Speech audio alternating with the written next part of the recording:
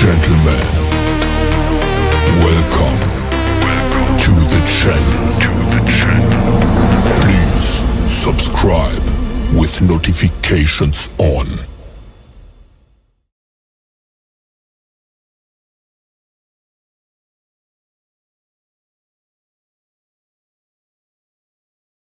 عزیز ساتھیوں، آج سے ہم ایک نئی سیریز شروع کر رہے ہیں جس میں ہم قدرتی طور پر پائے جانے والی جڑی بوٹیوں اور پودوں کو ڈسکس کریں گے کہ ان میں سے وہ کون سے اہم پودے ہیں جن کو اللہ تعالیٰ کی ذات نے اس لیے پیدا کیا ہے کہ وہ بہت سی بیماریوں کے لیے شفا بن جائے۔ ہماری پہلی ویڈیو ایلو ویرا، جس کو ہم عام زبان میں کنوار گندل بھی کہتے ہیں، اس کے بارے میں ہے۔ میڈیکل ٹرم میں ہم اس کو ایلو ویرا بارباڈینسس ملر کہتے ہیں۔ زمانہ قدیم میں اس کو بے شمار مقاصد کے لیے، خاص طور پہ خوبصورتی کے لیے استعمال کیا جاتا تھا، اور قدیم تاریخوں میں پاکستان، ہندوستان، مصر، میکسیکو، جاپان، چین وغیرہ میں اس کے استعمال کا ذکر آتا ہے۔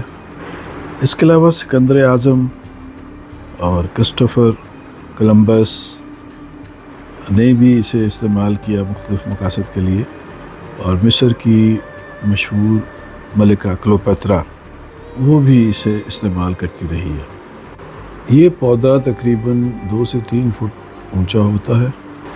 اس کے پتے لمبے لمبے اور چوڑے سے ہوتے ہیں جو آخر میں بالکل باریک سے کانٹے کی شکل اختیار کر لیتے ہیں، اور ہر پتے کے دونوں طرف چھوٹے چھوٹے سے کانٹے ہوتے ہیں۔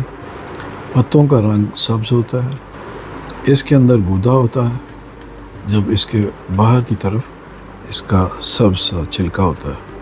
استعمال کے لیے یہ چھلکا اتارا جاتا ہے، کیونکہ یہ اگر ویسے کھایا جائے تو یہ اریٹنٹ ہوتا ہے اور اس سے ڈائریا وغیرہ کا خطرہ ہوتا ہے۔ آئیے اب دیکھتے ہیں کہ اس کے اندر کون کون سے اہم فعال اجزاء پائے جاتے ہیں۔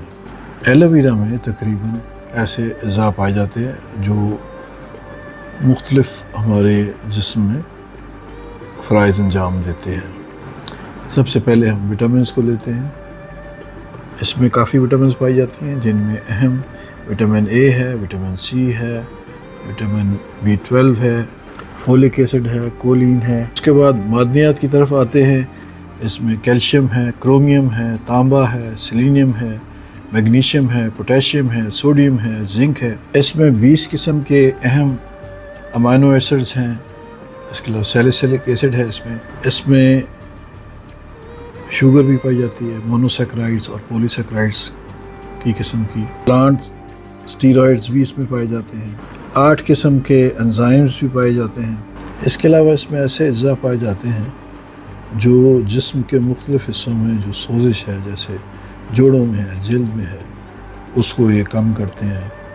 اس کے علاوہ شوگر اور بلڈ پریشر کو بھی کنٹرول کرنے میں مدد کرتے ہیں۔ اس کے علاوہ اس میں natural antibiotics, antifungal اور اینٹی وائرل اجزاء بھی پائے جاتے ہیں۔ یعنی ہم کہہ سکتے ہیں کہ یہ ایک ایسا کشتہ ہے جو بے شمار بیماریوں کو ٹھیک کرتا ہے۔ آئیے اب دیکھتے ہیں کہ یہ کون کون سی بیماری میں ہمیں فائدہ دیتی ہے۔ سب سے پہلے جلدی بیماریوں کا ذکر کرتے ہیں۔ اس میں ایکزیما ہے، ایکنی ہے، سوریاسس ہے، اسکن برنز ہیں، مختلف وونڈز کی فاسٹ ہیلنگ ہے، مختلف السرز کی ہیلنگ ہے، اور ڈفرنٹ جو بیماریاں ہیں جلدی، ان سب کو یہ فائدہ پہنچاتا ہے۔ اس کے علاوہ اگر ہم پیٹ کی بیماریوں کا ذکر کریں تو جو گیسٹرک السر ہے اس میں بڑا ہیلپ فل ہے۔ اس کے علاوہ قبض کے لیے بڑا اچھا ہے، اور کچھ ایسی بیماریاں جن میں ہمارے پاس ایلوپیتھک علاج موجود نہیں ہیں، جیسے السریٹیو کولائٹس ہے، اریٹیبل باول سنڈروم ہے، جسے ہم IBS بھی کہتے ہیں، گیسٹرو اسوفیجیل ریفلکس ڈیزیز ہے، گرڈ، انفلیمیٹری باول ڈیزیز ہے، IBD۔ تو یہ ساری بھی اس سے ٹریٹ ہوتی ہیں اور اچھا رزلٹ ہوتا ہے۔ اس کے بعد مختلف انفیکشنز اور انفلمیشنز کی طرف ہم آتے ہیں، تو اس میں مختلف بیکٹیریل، وائرل اور فنگل انفیکشنز میں یہ بہت اچھا رزلٹ دیتی ہے یہ ایلو ویرا. حتیٰ کہ ایڈز کی بیماری کے لیے بھی یہ اچھی ہے، کینسر پریونشن کے لیے بھی اچھی ہے، مختلف جوڑوں کی آرتھرائٹس، آسٹیو آرتھرائٹس وغیرہ، اس کے علاوہ گینٹھیا کی بیماری ہے، اور مختلف جو الرجیز ہیں جیسے استما وغیرہ یا جسم پہ جو الرجک ریش وغیرہ بن جاتی ہے، ان کے لیے بھی یہ بہت اچھی ہے. ہیئر لاس اور ڈینڈرف جو ہے اس کے لیے بھی بہت یوزفل ہے. ٹائپ 2 ڈائبٹیز اور بلڈ پریشر وغیرہ میں بھی، معدے کے السر میں بھی یہ بہت یوزفل ثابت ہوتی ہے. تقریباً تمام بیوٹی کریمز میں اس کو استعمال کیا جاتا ہے. اب آئیے اس کے مضر اثرات کے بارے میں دیکھتے ہیں. تو بعض لوگوں میں اس سے الرجی ہو سکتی ہے، یا ڈائریا ہو سکتا ہے، یا پیشاب میں جلن ہو سکتی ہے، پیٹ میں درد ہو سکتا ہے، لیکن زیادہ تر لوگوں کو اس سے نقصان نہیں ہوتا.